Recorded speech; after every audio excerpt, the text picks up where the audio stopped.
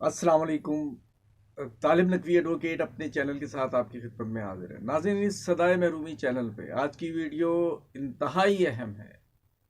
اہم اس حوالے سے کہ امپلائیز اور ایکس امپلائیز کی خبریں بھی اس میں پہلے حصے میں شامل ہیں، لیکن دوسرے حصے میں ہم آپ کے سامنے کچھ ایسے شواہد پیش کر رہے ہیں کہ ایک مرتبہ پھر قوم کو بیوقوف بنانے کی تیاری کی جا رہی ہے۔ یہ بات میں نے کیسے پرزیوم کی، یہ میں آپ کو ویڈیو کے دوسرے حصے میں پتہ چلے گا، اور یہ ویڈیو کا ایک ایک لفظ اہم ہے، فضول نہیں ہے، بے صرفہ نہیں ہے۔ اس لیے آپ ایک ایک لمحہ اس کا جو ہے وہ دیکھیے، اور خاص طور پہ جو آخری حصہ جو میں آپ کو بتاؤں گا وہ ضرور ملاحظہ فرمائیے۔ اور پہلے حصے میں ہم بات کریں گے سب سے پہلے کوئٹہ کے ملازمین کی، اور اس کے بعد ایک پنجاب کے ملازمین کے لیے ایک اچھی خبر بھی اس میں شامل ہے، اور تیسرے اور چوتھے نمبر پر پی ٹی سی ایل کے پینشنرز اور نیشنل بینک کے پینشنرز کے بارے میں بات ہوگی۔ تو ناظرین، اگر آپ نے سبسکرائب نہیں کیا تو سبسکرائب کر کے بیل آئیکن کو کلک کر دیں۔ ناظرین، 25% اضافے کا اعلان ہوتا ہے، ملک گیر اجتماع اسلام آباد میں منعقد ہوتا ہے، اس کے نتیجے میں وفاقی ملازمین کو تقریباً حق مل جاتا ہے، سوائے ان محکموں کے کہ جو آلریڈی وہ تنخواہیں جن کی معقول ہیں، عمل درآمد بھی ہو جاتا ہے۔ لیکن صوبائی ملازمین اس سے محروم رہتے ہیں، وہ سڑکوں پہ آتے ہیں، خاص طور پہ پنجاب میں۔ اس پہ ہم نے ایک ویڈیو بھی بنائی تھی، وہ میں آپ کو لنک دے دوں گا، وہ آپ اس میں دیکھ سکتے ہیں۔ تو کافی عرصہ ٹریفک کے مسائل ہونے کے باوجود کے بعد اور سول سیکریٹریٹ کے پاس وکلا حضرات بھی متاثر ہوتے ہیں، یہ مظاہرہ جاری رہتا ہے، اور اس کے بعد پھر وہ یہ اعلان ہوتا ہے جی کہ مطالبات مان لیے گئے ہیں۔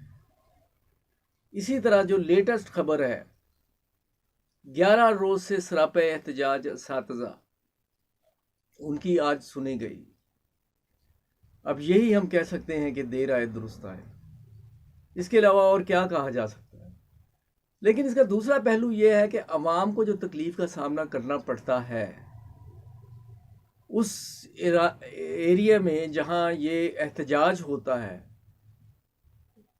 زندگی معطل ہو کر رہ جاتی ہے، اور پھر اس کے بعد یہ مطالبات جو ہیں مان لیے جاتے ہیں۔ اگر یہی مطالبات مذاکرات کی سیٹ پر پہلے دن ہی بٹھا دیا جائے، جو کہ ہم شروع سے کہتے آئے، تو کیا مذائقہ ہے۔ ناظرین، مدثر ریاض ڈپٹی کمشنر صاحب جو ہیں بڑے فعال ہیں لاہور کے، اور راجہ بشارت صاحب، فردوس عاشق صاحبہ، انہوں نے یہ کردار ادا کیا ہے، مذاکرات کامیاب ہو گئے ہیں۔ اور ان جو اگر مذاکرات کی تفصیل کا آپ بات کریں تو اس میں یہ ہے کہ اساتذہ کے جو ریگولر ہونے کا معاملہ تھا وہ مان لیا گیا ہے، اور شروع سے میں نے کہا تھا کہ کچھ لو اور کچھ دو کے اصولوں پر بات کی جا سکتی ہے، اور وہی ہوا کہ جو دو کیٹیگریز تھیں امپلائیز کی، اس میں جو پہلی کیٹیگری جو تھی وہ تھی مانیٹرنگ سٹاف اور اساتذہ کی، انہیں عید سے قبل ریگولر کیا جائے گا۔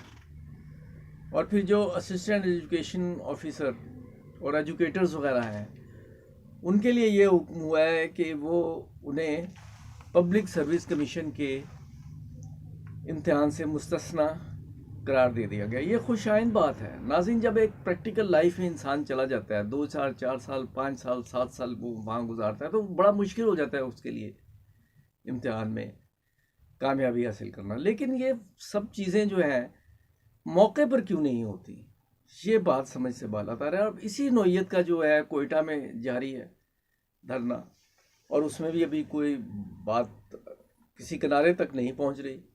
یہی ہوگا کہ جب وہ مطالبات کریں گے، سٹرگل کریں گے، خدا نخواستہ کوئی ناخوشگوار واقعہ ہوگا، پھر انتظامیہ کو ہوش آئے گی۔ یہ بیڈ گورننس ہوتی ہے۔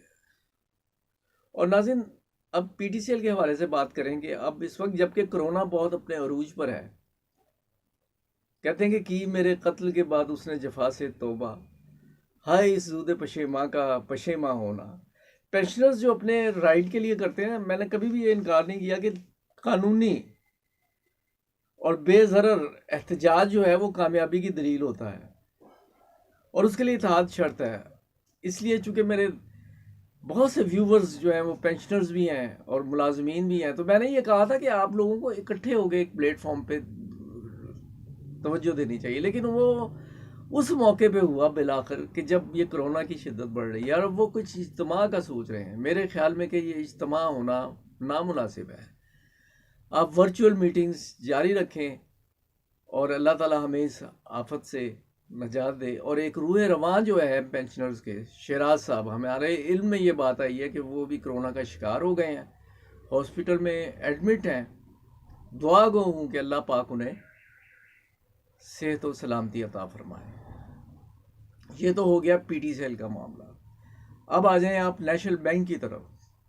نیشنل بینک کے جو ایکس امپلائیز ایسوسی ایشن کے ترجمان ظفر صادق صاحب نے عمران خان سے خصوصی اپیل کی ہے کہ 2017 سے ہمارا جو انتظامیہ نے ریویو پٹیشن کی ہوئی ہے اور اس پہ کوئی سٹے نہیں ملا، لیکن اس سٹے نہ ملنے کے باوجود یہ ہمارا جو تنخواہوں میں اضافہ جو روکا گیا ہے یہ ناجائز ہے۔ اور بات قانون کے طالب علم کی حیثیت سے میں یہ بات کرتا ہوں کہ یہ واقعتاً اگر سٹے نہیں ہوا تو پھر جو پچھلے آرڈرز ہیں وہ پریویل کریں گے، لیکن اب مجھے صحیح صورتحال تو نہیں پتہ۔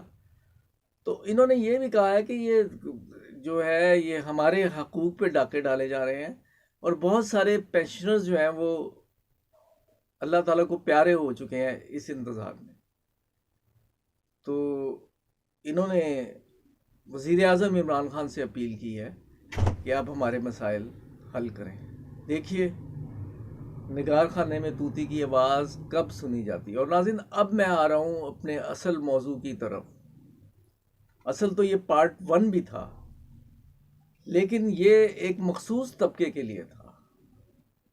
میں جو اب بات کر رہا ہوں وہ ہر پاکستانی کی بات ہے۔